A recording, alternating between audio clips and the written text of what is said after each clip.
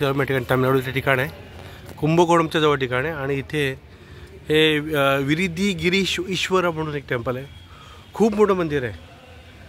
बिलकुल इथं लोक कोणी येत म्हणजे खूप खूप कमी लोक आहेत. इथं बघा, तुम्ही बघू शकता कुठल्याही प्रकारची गर्दी नाही. एवढं मोठं मंदिर आहे ना, प्रचंड असं मोठं मंदिर आहे. जवळजवळ 5 गोपुरम आहे या मंदिराला.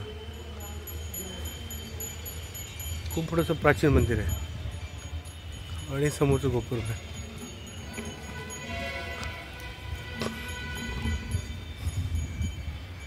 अक्षरशः आम्ही ना ही मंदिरं बघून बघून कंटाळलो. एवढी मंदिरं आहे तिथे आणि 101 मंदिरं.